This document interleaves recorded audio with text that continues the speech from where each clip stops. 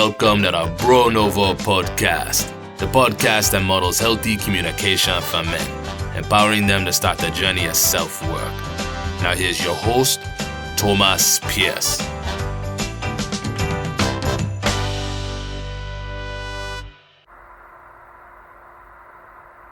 Okay, and we are recording. Welcome along, everybody. It's another Thursday, another episode of the Nouveau podcast. This week, I'm here with Ken Good. He is a attorney currently residing in the state of Texas, and he's a professional bondsman. And he works closely with lawmakers and law enforcement on bail matters, and is also a policy advisor in this realm of criminal justice and all matters around bail. So welcome along to the podcast, Ken. Thank you. Thank you for having me. I would say I wish I was a bondsman. I'm just a lowly bondsman's attorney. I represent bondsmen across the state. I represent several insurance companies in Texas. Okay, so what's the distinction there between those two lines of work? Oh, they're very similar. I help bondsmen get licensed, and then I help them when they have issues, and I represent them when they have legal matters. Okay. So for those who don't understand what happens after someone gets arrested, where does a bondsman come in, and what function does that type of person perform or fulfill? Well, I think the easiest way to think of a bondsman is the bonding industry is the grease that keeps the conveyor belt of the criminal justice system moving. If you think about our largest areas, our metropolitan areas, we arrest on average the same number of people every year in and out. And so anything that gets you through the criminal justice system quicker is going to allow the courts to resolve more cases. And conversely, anything that slows it down is going to cause a backlog. So bondsmen get people out of jail. They supervise them. They have them report. They also remind them of their court appearances. So we have the lowest failure to appear rate of any release mechanism, which means people go to court more frequently, which allows the cases to get resolved quicker, which allows victims to get justice. And especially post-COVID, it's going to allow backlogs to be decreased. And so that's the reason why I use the analogy. We're the grease that keeps the conveyor belt moving, because like in Harris County, every month or no, every week, they're arresting around 5,000 misdemeanor cases. And so they've been using a little experiment about not using bondsmen, and they're calling it criminal justice reform. And as a result, they have now used bondsmen very little, and what do you know? What's happened? Their backlog has gone up 176%. They're now having their system is close to collapse, and so what are they doing? They're dismissing 72% of the misdemeanor cases last year and the year before, and that's how they're preventing collapse. It's just they're dismissing everything. So who does that hurt? Hurts public safety and hurts victims because they don't get closure. Interesting. What are the types of crimes categorized as a misdemeanor in this situation where these cases are being dismissed? Well, I would say, it's this is not my number. This is just an analysis of what they're reporting to the state of Texas from Harris County. So as 10 years ago, they were dismissing only 25% of the cases. Now it's 72%. It's across the spectrum. It's all cases. It's probably everything but the worst of the worst, and maybe even some of that, because you'll find that if you have the worst of the worst also have felony cases, and so part of the deal on the felony is they'll plead to the felony and they'll dismiss the misdemeanor. So I would change that. I don't think I think it's across the spectrum, including the worst of the worst, because they just don't have time. They have too many cases. And people are playing the system. They know there's no penalty in Harris County for not showing up for court. And so, and I know if career criminals get a green light, they see that as a green light, and they don't have a moral compass like you and I. And so they'll just see that as to, hey, we can go commit more crime. And that's what they're doing. Interesting. So Harris County is the county within which Houston resides? And, the reason why I use that as an example, 4, 5, 6 years ago, they were sued in federal court. They were sued because one of the commissioners invited an attorney to come to town to sue their criminal justice system. And they used that as the mechanism to implement a lot of reforms that were going on across the country. They were attacking the way they were releasing. Now, the judges were winning in court, but the county wanted a change, and there was, even though the judges were winning at the Fifth Circuit, there was an election. All new judges were voted in with the criticism that they'd spent $8 million in legal fees. Well, so they settled. They gave the plaintiffs everything they wanted. So they essentially got rid of misdemeanor bail with surety bonds and replaced it with just a free bond where you never even see a judge. You just get released on a $100 PR bond. And they did it through a settlement. We objected to the settlement on the grounds that it even violated some of the rulings of the Fifth Circuit. And the judge said, well, hey, I may not have been able to give it to them, but they can settle and agree to it. And so that's how they implemented these reforms in just one county in Texas.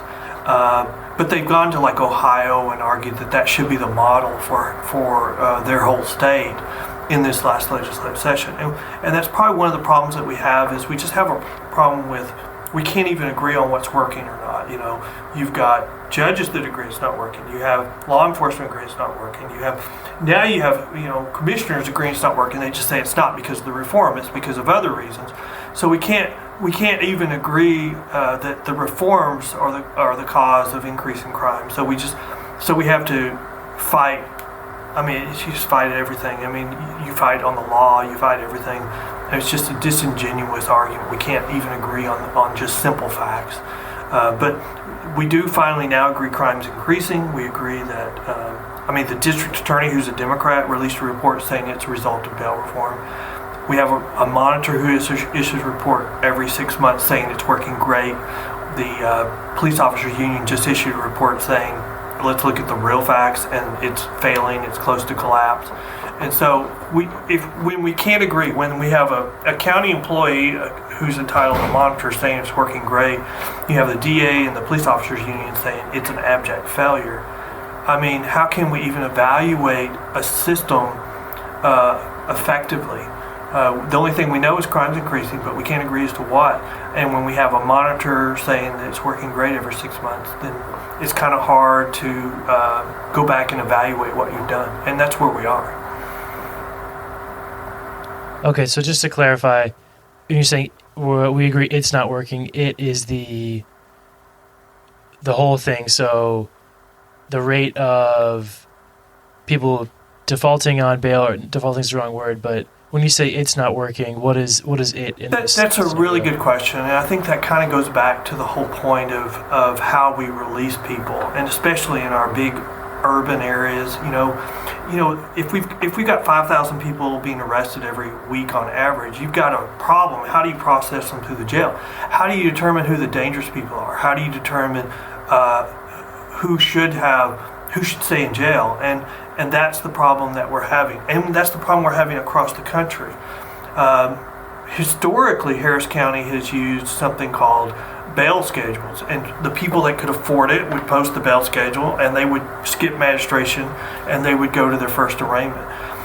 But Harris County in their settlement decided they didn't like that, just like New York decided they didn't want to do that, just like California decided they didn't want to do that. So New York tried something called simple release, which is what Harris County is currently doing for misdemeanors. So we've replaced a bail schedule with simple release. And simple release, if you're charged with any misdemeanor except maybe 7 charges, you never see a magistrate.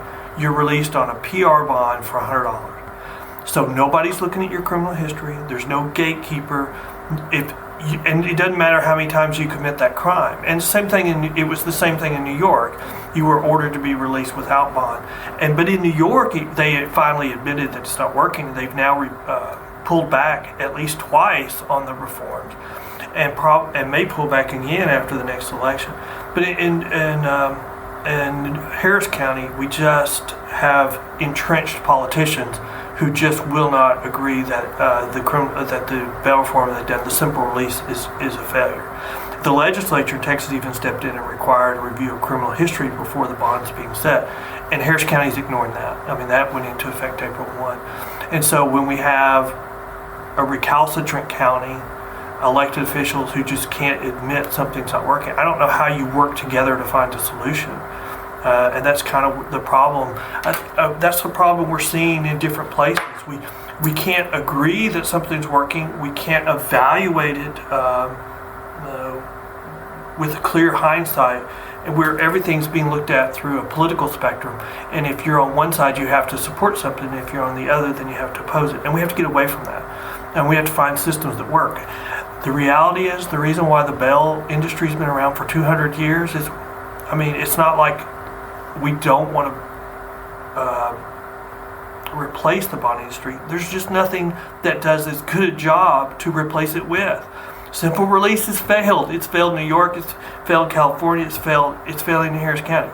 That's not the replacement. And so until there's an effective replacement that has a comparable failure to appear rate, you need to keep dancing with the devil of the bail industry, which I don't consider a devil. I think it does a great job. But if you're even on the other side, you should say, look, we don't have anything to replace it with. We need to keep going with what works instead of replacing it with just something that makes the system completely worse. And I can't remember what your question was. What is this? It's the mechanism of release, and the mechanism of release that we're doing pilot projects against all the way across the country is simple release, and it's not working. And everywhere it's been tried, it's been a failure. And we need to admit that and get rid of that. And if that means you have to go back to using more of the bail industry, well, at least that works. I mean, replacing it with something that's an abject failure is just, it's just ridiculous. It's not useful. Yeah, it's interesting, man. It's kind of like where the rubber meets the road on a lot of progressive ideals, and taking something of good intention or of good spirit and then applying it to a system that's already entrenched. So it seems to be that the gold standard is the failure to appear rate, which means that it is better for society for individuals to appear at their court dates, if I'm following the logic. Well, we want, yeah. So why is that? Well, if somebody does not appear for court, their case has to be put on hold until they come back to court.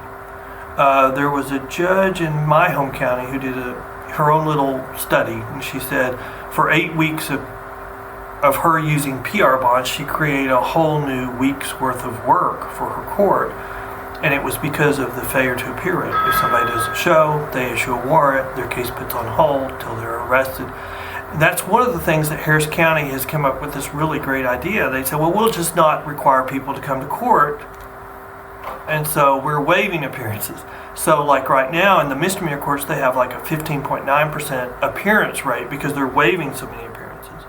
But of the people that they are requiring, that they don't waive, they still have a 75 point something, a 76% failure to appear rate. And if they don't come, you can't get their case over. I mean, we have the constitutional requirements that you have to confront them. They have to be in court. I mean, the only time you can try them in abstention is if the trial starts with them there and then they run in Texas. So it's we can't resolve their case if they don't come to court. And the higher the failure to appear rate, the more often you're going to have to put their case on hold, which is going to create more backlog. That's a big problem right now. We've got huge problems with backlogs across the country as a result of COVID. And that was even before COVID too. Yeah, right? I mean, as populations increase, if your percentage of crime is going to go up because your populations increase, because the percentage of crime is usually the same. And then I think probably with COVID or with downturns in the economy, you probably have upticks in crime. But I mean, by and large, the problem that we have with policies that are being put in place is they're mean. Even if you want to say they're well-intended, and I don't know if I would agree completely that they're well-intended, but if you say, okay, these are well-intended policies, well, they're tying the hands of judges so they can't address career criminals, organized crime, or gang members, because their hands are tied. They can't do any. They're having to treat them the same way as the first offenders. And I don't think that our friends on the other side intended that, and they're not putting in safeguards, or they're not giving the judges enough discretion so that they can address those problem areas. And I think that's where you're seeing crime being going up, and you're starting to see a backlash. You're starting to see the public say, well, we should just be holding more people in jail, and we can't afford to do that. I mean, we have to find some middle ground, but it looks like the pendulum is starting to swing the opposite direction, and the call is we need to put more people in jail, and we need to hold them in jail even pre-trial, because they're dangerous and they're not going to court. Yeah, that's really interesting. So, of the reformers or those seeking a change to the status quo, what are, in your opinion, the most valid criticisms of the status quo, and where do you think that kind of compromise is that you're alluding to? Well, I think bail reform is one of those very few issues that I don't know if there is a compromise, because the two sides are so far apart. There's no middle ground. It's all or nothing. I mean, look at the proposal in California is where that the legislature passed it, and then there was a petition drive, and then the voters voted against it with a large proposal just to get rid of the bail industry. And then you've got New York, where you're just releasing people on their own recognizance for certain crimes, no matter how many times they've been charged with it. And so, I mean, if you would look at our friends on the left, like in Harris County, if they had done the reforms they had proposed and then held people accountable. So, okay, you had your chance and you didn't show up for court. Okay, we give you 2 chances. You didn't show up for court. So now we're going to hold you, or we're going to now go back to a pretty good system of accountability. That's where we've had the complete breakdown. Is we had a breakdown in accountability, and you see that everywhere. Accountability on crime, accountability on going to court, accountability on punishment on crime. I mean, you're losing all accountability if 72% of cases are being dismissed.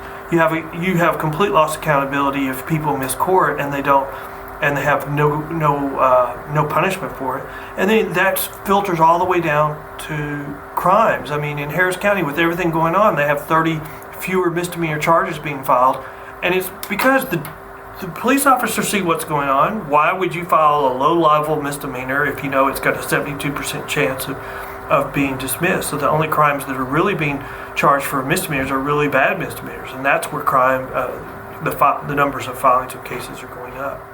So if we were looking for a middle ground, I don't know if there is one right now, because I really think the problem is that we've gone too far the other direction, and any level of accountability will require more people to be held in jail, and that's completely contrary to the narrative that we're hearing on one side of the spectrum. We've gone through years and years of releasing criminals, California reducing the population of the jail just by a sheer number. You have to release this many people.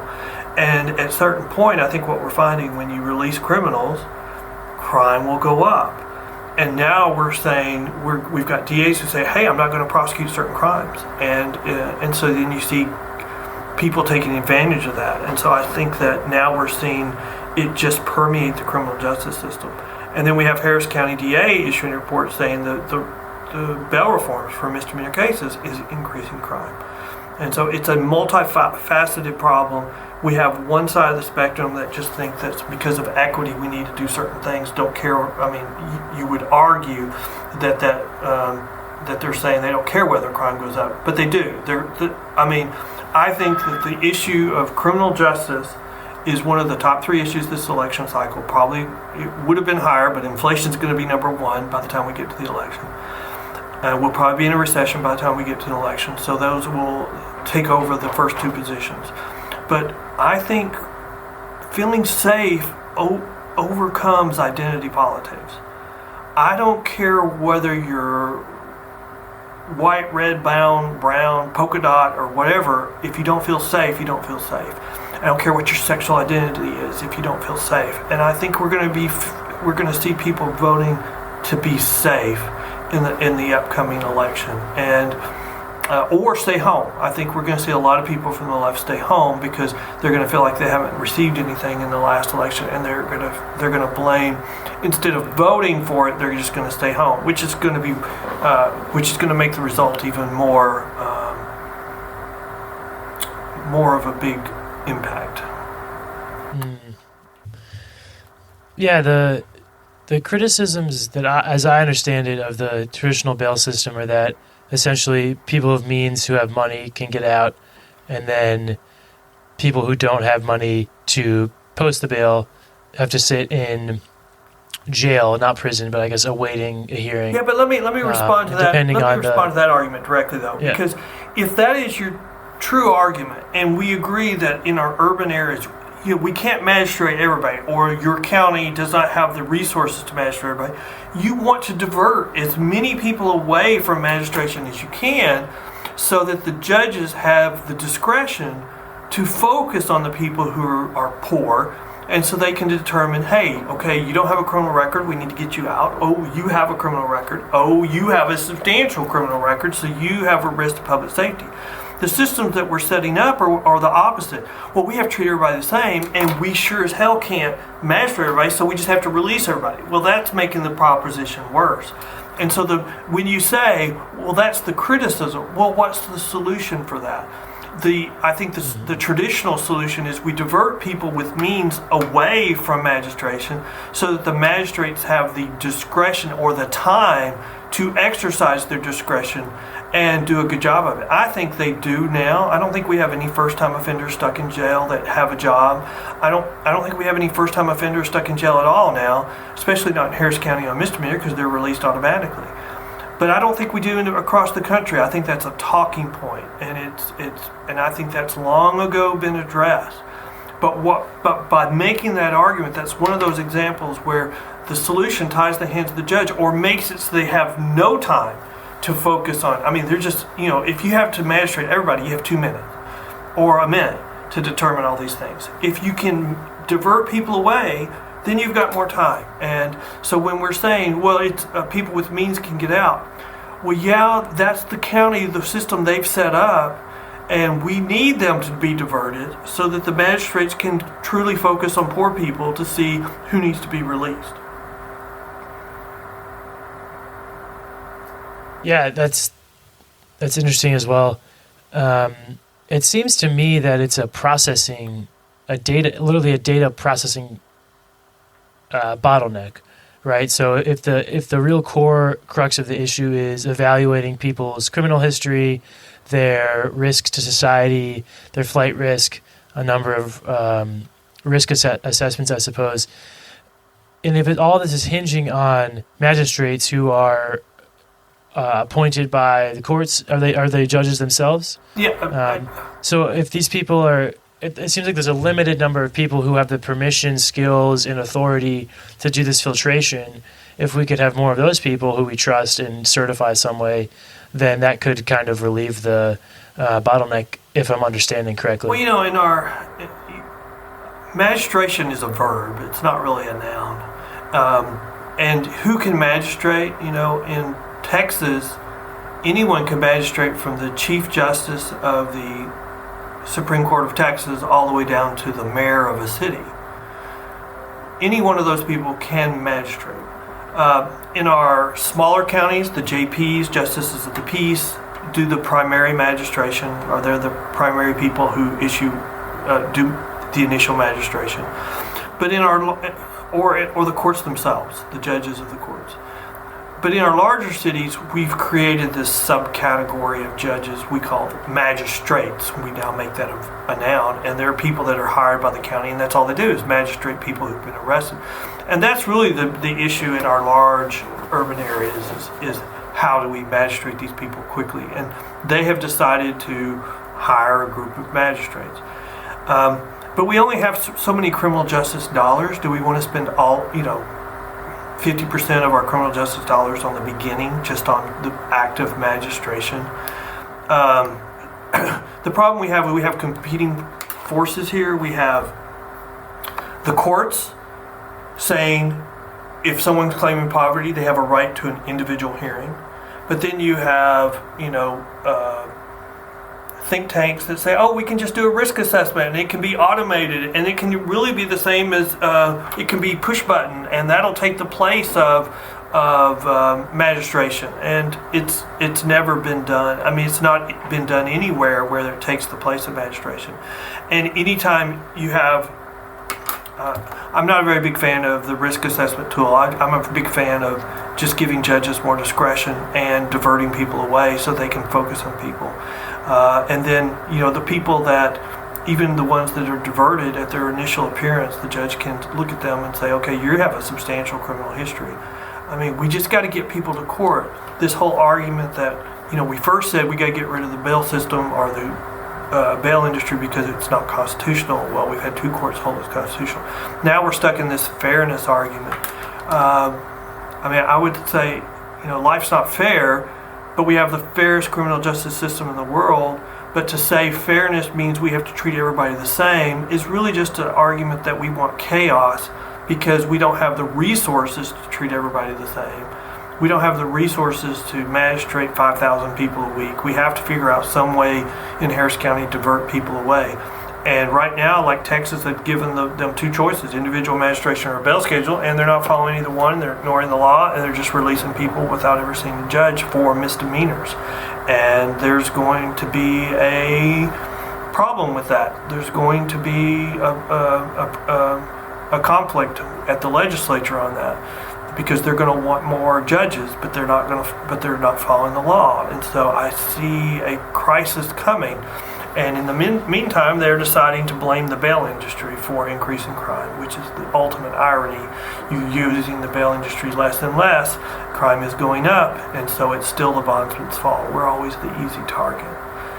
So we're being blamed when there was substantially less crime, and we're being blamed now that there's substantially more crime, but you're using us less and less.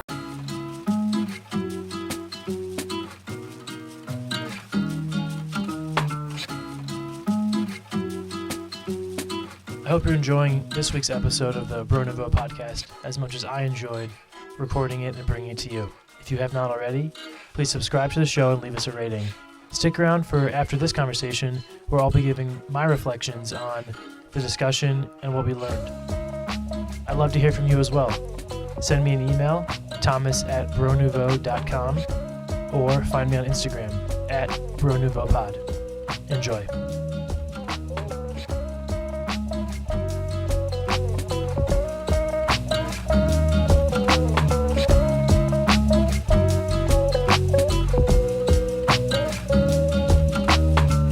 Yeah, it seems to me that a core kind of difference in perspective is in this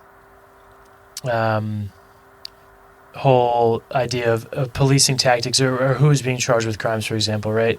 Because the narrative is that, say, for example, with the war on drugs, and that poor black people in cities were disproportionately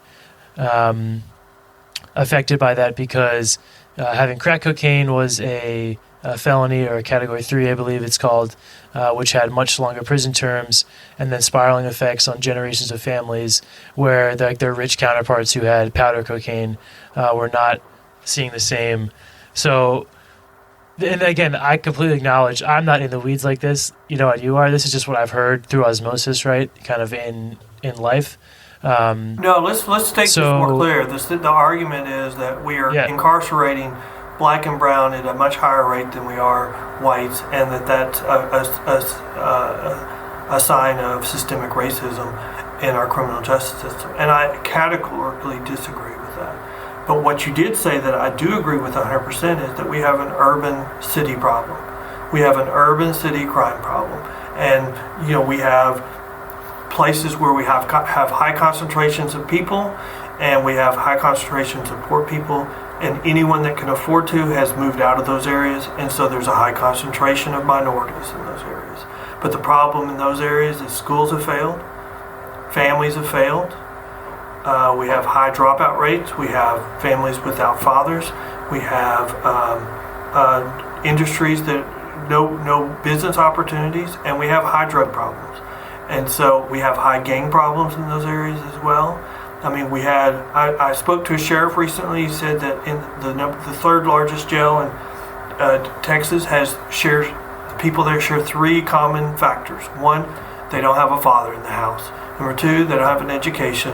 And number three, there's some outside influence like drugs or gangs. And so, I mean, that is the inner city problem. And so we have crime that's running rampant in our inner cities, and there's also a disproportionate percentage of minorities in our inner cities. I don't believe we have a racist system. I believe we have an inner city criminal crime problem, and those areas are being run by the very party that's pushing these. And I'm cynical enough to say, look, what you're really saying is we've given up on schools there, we've given up on families there, we've given up on business opportunities there, we've given up on them, so now we have to give up on criminal justice. I mean, just give them a pass. I mean, it's like we're saying, criminal justice is their one final chance to turn around, and we're going to give up on that? I categorically just disagree with that. We don't have a racism problem. We have an inner city problem that people have allowed to fester and become this thing that it is currently. Yeah, I mean, I agree with you that having parents, having a father, very useful, very transformative in one's outcome and trajectory in life. Having a good education. I think the thing where I kind of want to pump the brakes is just, it's almost like a generalizing people in these situations as, blaming them for where they are. And I guess if we think about, again, like the war on drugs example, I don't know what percentage of, if you looked at, say, every single-parent household in the 50 most concentrated, densely populated areas in the country, of those single-family households, how many of those individuals are single-family households because of the war on drugs? I don't know what that number is. Maybe it's 5%, maybe it's 70%. But I guess the difference is, like, if we're just going to discount that and not acknowledge that, then I think that's where people who do want to see change will maybe hesitate to agree with that line of thinking. The other thing that I think is tied in with all of this, because the issue of laws being broken and criminality, right, is that it's tied in with the whole society. It's tied in with things like education. And one of the biggest problems I see in our country is that schools' budgets are derived from zip codes, property, tax revenue. And to me, that's a massive problem because, just like you said, we have areas that have low property values, have no real probability or propositions of raising that property value, so those schools are not going to succeed. So I guess I agree with you that it is unhelpful to just say, let's wave a magic wand and make the world daisies and rainbows. But at the same time, I think there must be more than just saying, you know what, people in this situation, you put yourself here, you have no one else to blame but yourself. Well, okay, so let me turn that on you. And let's just do the converse. We are now 6 months before an election. I would argue that for the last 5 elections, 6 months before election, we've had some big controversy in criminal justice where we've had some tragedy that's been used, and we've had, not praise, but protests, large protests. And the protests have been pushed.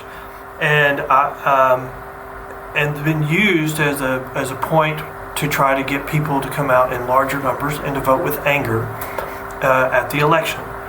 And so I would argue that to a certain level that the opposite of what you're saying is true. So if a part of what you're saying is true, then a part of the opposite is true too, that this has been over-politicized and be used as an issue to get people on the opposite side of the spectrum to come out and vote for anger or vote with anger, saying that you're being mistreated and that you're being over-incarcerated and that they're not treating everybody else the same way as they're treating your race.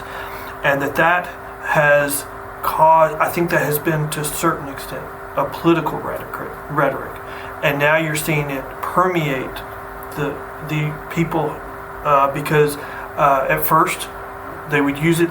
Some people would get elected, and then maybe the issue would go away, and the voters saw that, and so they started electing people who saw it as a real issue and who are pushing for those issues. And it's almost like creating a mob. And once you create a mob, you can't control the mob. And you can even see some of the people that 5 years ago were pushing those types of issues saying, oh, whoa, it's gone too far. And so you can see control being lost on that issue. And so to me, that's all a sign that it was a political issue to begin with that they've lost control over. But I also want to say this war on drugs is a really, really bad thing. And people say we've lost the war on drugs. I would say no, we can't. We can't ever give up on the war on drugs because almost all crimes arise from the drug trade. I mean, whether it's just plain theft for people trying to steal stuff to get enough money to get their next hit, or, I mean, it's just, you don't realize, I read a book one time that says, if we give up on the war on drugs, we're giving up on crime because so much crime arises or feeds into the drug trade. And I do think that we have politicians who are arguing that we have to give up on the war on drugs and that we've lost the war on drugs. And when they say, well, we need to replace it with something else, we need to replace it with sending people to rehab, I mean, they're giving up. Because you can see that as an example in Harris County. Hey, if you get arrested for this drug crime, you can just go to this class. Well, people don't go to the class, and so their case is still dismissed, and so they're just giving up on those crimes. And so my concern is that if you give up on the war on drugs, you're giving up on pretty much all crime. And you can see elements of that. We're dismissing 72% of the misdemeanor cases in Harris County. We're not charging as many cases. And you can see it kind of bleeding over into the felony system. I mean, is that kind of one of the things that we're seeing? We're kind of giving up on crime, and so that's the reason why we're having a backlash with the public, because they don't feel safe, and you see people being removed from office. I mean, can you imagine what a different world we'd be in if the friends on the far left had pushed their agenda, but then had an element of accountability on it? I mean, they would be so much further down the road if they had had an element of accountability and pushed the accountability. I mean, I would say that they would be probably 5 times closer to their goals of possibly getting rid of the bail industry. But they decided to get rid of accountability, and now I think it's going to backlash. And we could have more people in jail as a result of the policies that push instead of less because of the backlash, and that would be sad. Yeah, good points. The protests were used to generate angry votes for Republicans and Democrats, right? You know, the CNN was saying, look at these unfair circumstances. Fox News was saying, look at these violent rioters. And both were right in some aspects. And yeah, I think in both the bail industry and then also the war on drugs, it seems to me like instead of throwing out and scrapping the whole system, maybe for the bail industry, making it less predatory perhaps. I don't know that it is predatory, but I could see how it could be. And then also with policing drug possession, maybe just more common sense policies on drug possession, right? So I know most cities at least have decriminalized marijuana possession. But for example, like I'm curious to hear, in Texas, outside of cities, are people being arrested for marijuana possession, or has that kind of been not a top priority? Okay, it is very inconsistent. So you can go to a big city and you will not be prosecuted. You can go to the very next county and you will be prosecuted. And so I do have a criticism there of our elected officials. I think when we do those types of things, we're undermining the credibility or the legitimacy of the courts, because the public doesn't understand, well, why am I being prosecuted in this county, but in this other county I would not be prosecuted? And so when we have cities across the country that are saying, I'm no longer going to enforce these crimes, what they're doing is they're acting as the legislature. I mean, I think we need to go to the legislature and we need to say, hey, here's the crimes that we should decriminalize. But the problem, we're not doing that. And we have friends on both sides of the spectrum that are saying, we don't have the votes, so let's just do it unilaterally. Well, that hurts the courts. That hurts their legitimacy. And then, we're in the middle of this time where we have this bully mentality going on one side of the spectrum. You will do what I want you to do, or I will call for your people to not go shop at your store, or I'm going to call for you to be fired. And so we have this mentality right now where you're going to toe the line, or we're going to attack you personally. And you can see that in after the leak at the U.S. Supreme Court of their opinion. You have people being protested at their homes when that's a crime, and people not being prosecuted for it. And that was all done for the attempt to influence the end result and of the opinion that was released. And I don't think it worked, because I think I've seen a comparison of the leaked opinion versus what was ultimately issued, and there was stuff added to it, but I don't think there was very much, if any, taken out. It's more extreme. But the problem is, when did we become a country where we try to influence people through intimidation like that? I mean, it's almost like we've given up on being able to argue with somebody and convince them they're wrong, and we've gone to, I have to intimidate you. And I don't think we realize how unhealthy that is for a society. We're teaching one side of the spectrum that a proper response to an argument is, you're racist, you're stupid, you're a different identity than I am, so I don't even have to give a response to you. Well, that teaches people that they never have to learn how to respond to a specific argument. And that's what we have right now in our country. One side of the spectrum will not respond to any argument that they disagree with on certain issues, and I think bail reform, criminal justice reform is one of them. If you say anything you're a racist that they disagree with, and that you are in favor of more black people being held in jail, no, I'm in favor of public safety. I'm in favor of accountability. I am absolutely in favor of second chances, but I'm not in favor of 17 chances in Harris County. Somebody's currently out on 17 bonds. I'm not in favor of 10 chances. I'm not in favor of 5 chances. But between 2 and 5, I'm open to debate. But the problem is, our friends on one side of the spectrum are not. They want as many chances as, well, they want to decriminalize that crime, so they don't want that to be a crime.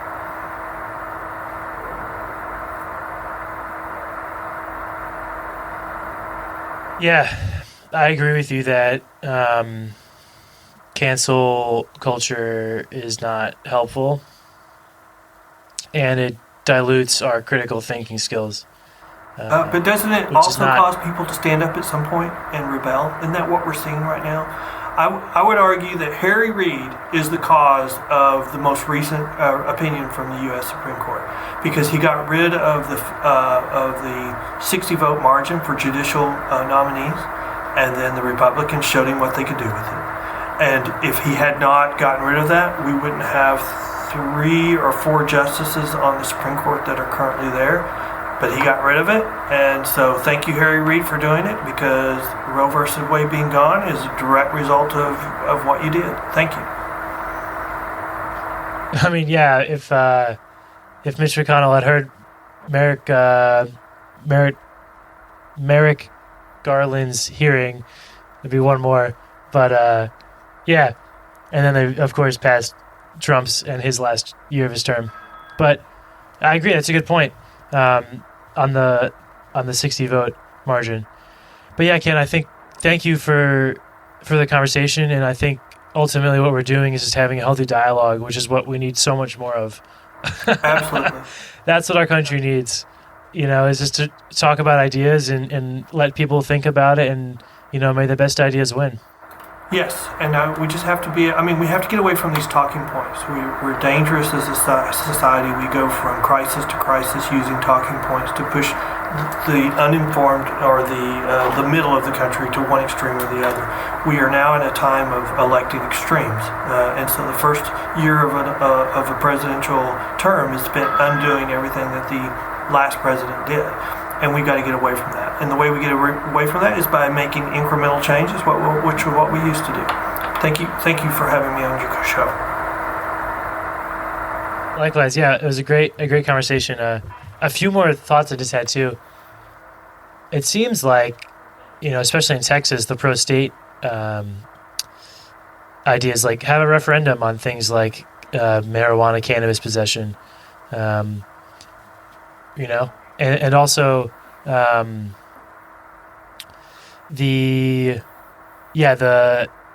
another idea, this isn't a big idea, but just getting PAC money, political action committee money out of elections, and election reform in that sense of maybe limiting how much money any one group or association of individuals can put into running an election, because at that point the election's less of a fundraising race, and maybe it's more about ideas. Well, Texas is a unique state because Texas has always been a conservative state, even when it was a Democrat-run state. It was run by Democrat conservatives.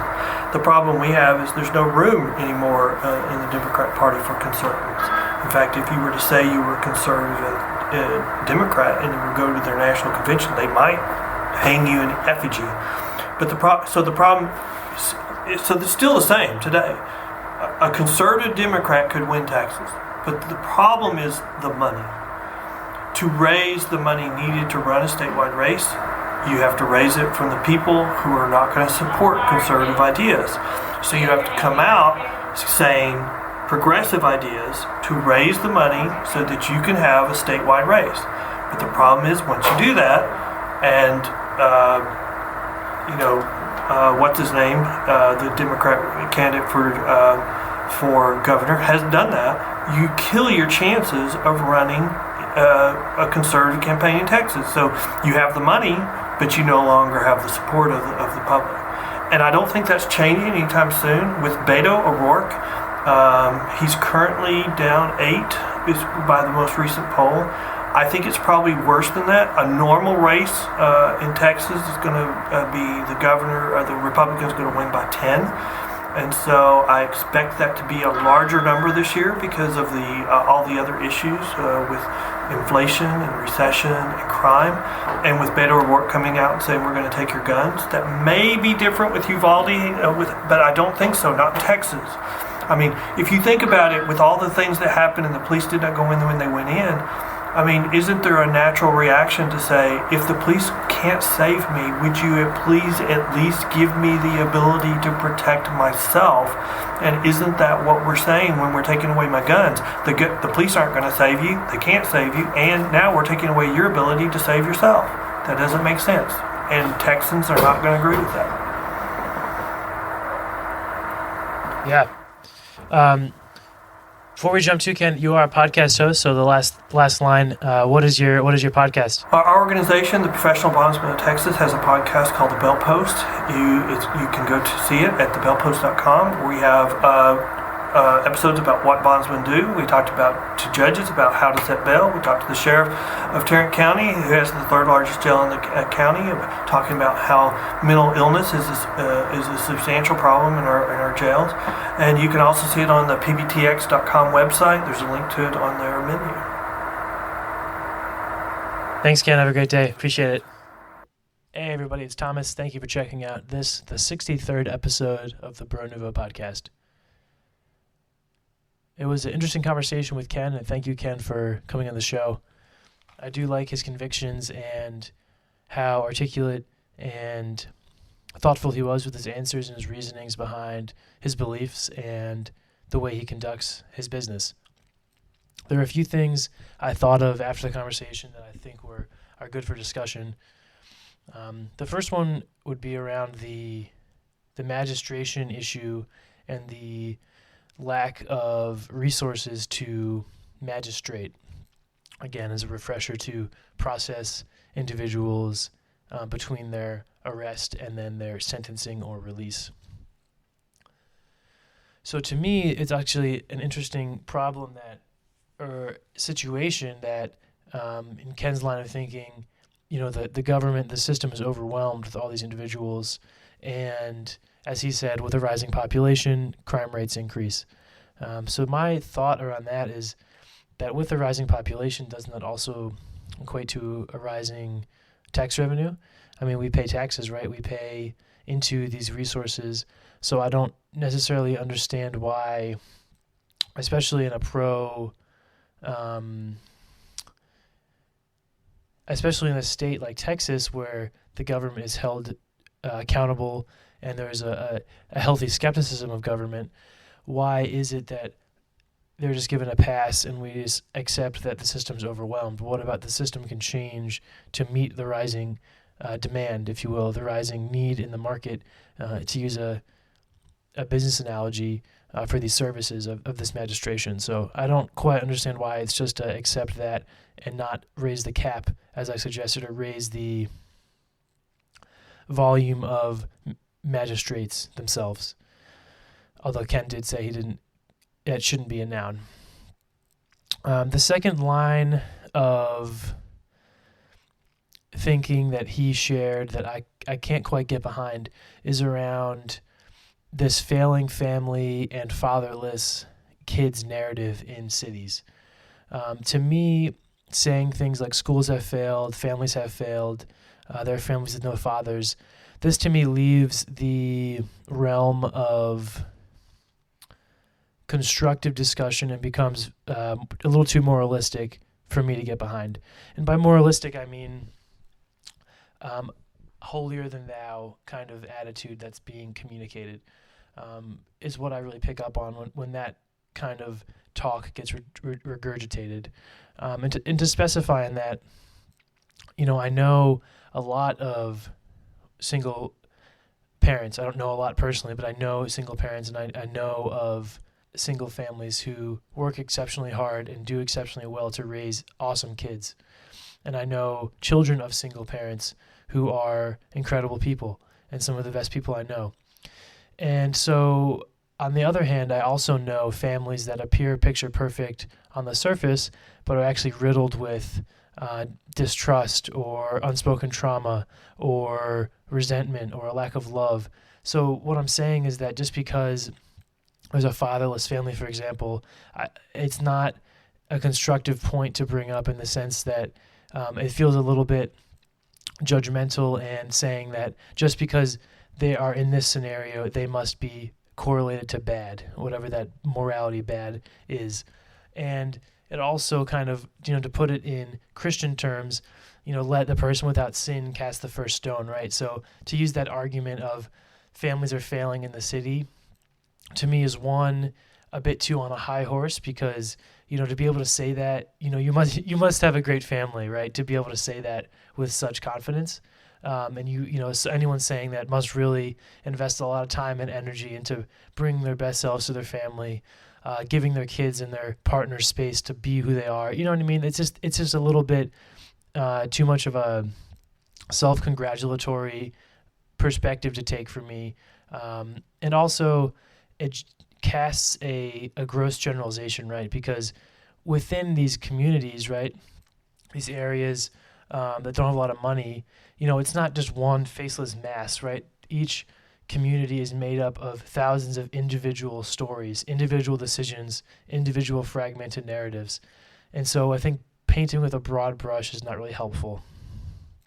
And also I think, I do appreciate that Ken kind of was steadfast in his assertion that there is no racial disparities or systemic racism in the criminal justice system.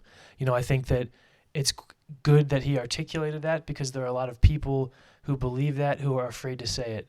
So I think it's important that we hear other perspectives. And just a few things he said that kind of struck me as ironic would be talking about, the idea that, okay, a lot of criminals are being released and people don't feel safe. And if you don't feel safe, then you're going to act, or if you don't feel safe, something is wrong, meaning that the public doesn't feel safe because of criminals being released, using that language.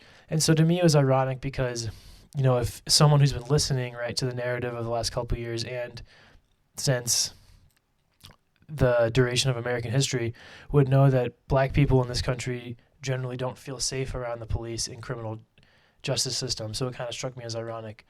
And then also, tying into this narrative of systemic racism, he did say a line about, when do we become a country where we intimidate people to get what we want from them, in regards to the kind of woke mob. And I also found that ironic because, again, with the history of, let's say, disenfranchisement and voter intimidation of black people in the past and today, that is a rife example. I mean, as a country, that does happen here, and we kind of are a country where that happens. Not everyone, of course, not every jurisdiction, not every election, but to me, those lines kind of struck an incongruence as someone who listens to people, claiming and saying that there are problems, systemic problems in our community and our country. Those individual choices of words were kind of interesting. So just wanted to highlight those. On the things I agree with Ken about, I do agree that the woke mob of, if you don't agree with me, I don't have to engage with you in a discussion, is unhelpful. And so I also really value him raising that point, and it's something I agree with him wholeheartedly on. At the same time, I would say that for people who dismiss or don't want to or don't agree that there is a systemic racism, racism with a broad definition. Okay, if you don't want to use the word racist or racism, you could say systemic prejudice or systemic disenfranchisement or systemic disadvantages. So I would say if you're not willing to engage with those ideas, then by the same token, have the conversation. And maybe I'm not the best person to have the conversation with, but as far as pointing to those data and those lived experiences that indicate there is a systemic inequality. But I think have that conversation too, because there are enough people who are moving towards that mindset that it merits an examination. So those are my thoughts for this week, folks. I really hope you enjoyed the conversation. Thank you so much for being here, and we'll catch you next Thursday on the Nouveau podcast.